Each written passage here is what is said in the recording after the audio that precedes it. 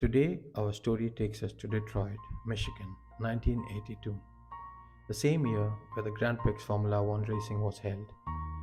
Detroit is known as a major cultural center in America and is classified notorious for its violent crimes during the 70s and 80s. In July 1982, Robert Beckowitz was watching the Benny Hill TV show with his girlfriend, Janine Clark, who was 21 years old at the time. They were also accompanied by James Edward, 37 at the time, who was the best friend of Roberts. Janine and James were in a secret relationship and had wanted Roberts out of their way, so they came up with an evil plan of murdering him.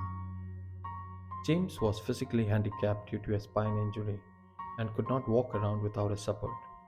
James knew that Robert could easily overpower him during a physical altercation, so the only way for him was to sneak up behind Roberts and shoot him point blank.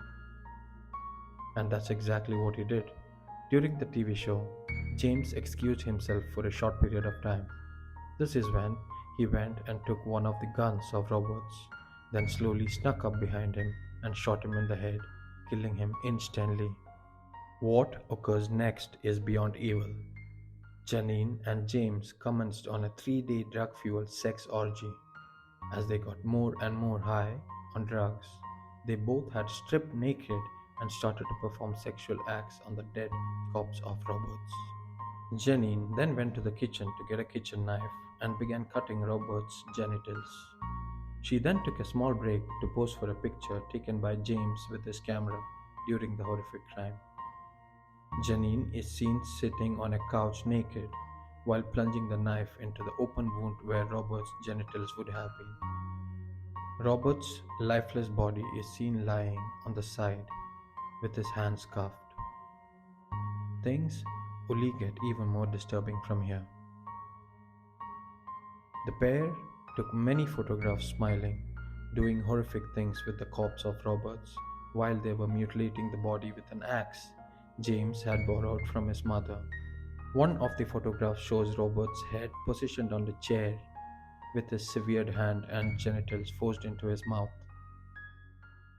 This photo is by far the most haunting I have ever seen.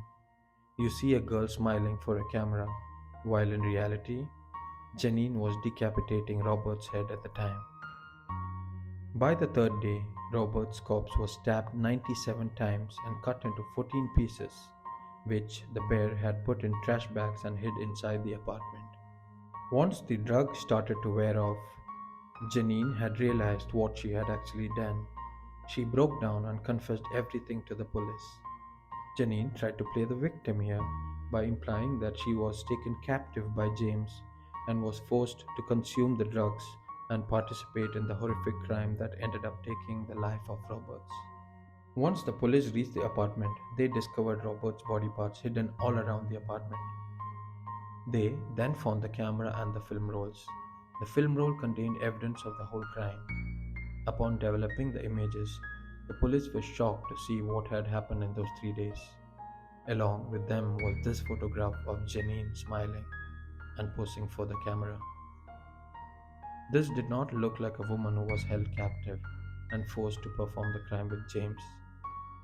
Police understood that she was not the captive nor the victim. Instead, she was a partner in this crime. Anyway, her story became more and more irrelevant as more witnesses came towards the police, saying that they had seen Janine leave the apartment several times. She was also heard screaming and banging at the door at midnight, asking James to let her inside the house, waking up a lot of their neighbors. Janine and James were also spotted together walking around in a garage sale during this time. Janine was then held in custody. The police had then arrested James, and when they found him, he was high on drugs and was in a very deluded state. The prosecutors used the photograph as evidence during the trial, proving that Janine was involved in this murder knowingly. They also used the witness to come forward who had seen her leaving and coming back to the apartment as she pleased. This proves that she was never kept captive against her own will and had so many chances to leave and approach the police. The prosecutors also said that James had a spinal damage and needed a cane to walk, so there was no chance he could carry out all of this on his own. If Janine was really kept captive, she could have even put up a fight and easily overpowered him. Still, Janine's defense team stuck to the fact that James had kept her captive and she was forced to be a part of all this. Janine claimed that she and Roberts were in love and she could never have done anything to him knowingly. She also said that she was held captive but was allowed to leave the house and then return twice during this incident, and it made no sense. James confessed to killing Roberts but told that he doesn't remember the involvement of Janine as he was highly under the influence of drugs. James was sentenced to 30 to 50 years in prison, while Janine was found not guilty of murder, but she was found guilty of dismembering a body and was sentenced to 10 years in prison. There is not much news about this incident, and we don't know much about their whereabouts now. Most likely, Janine is a free woman now, living under a new name. Anyways, that's it for today, folks. If you enjoyed watching the video, then please subscribe, like, and share. See you soon.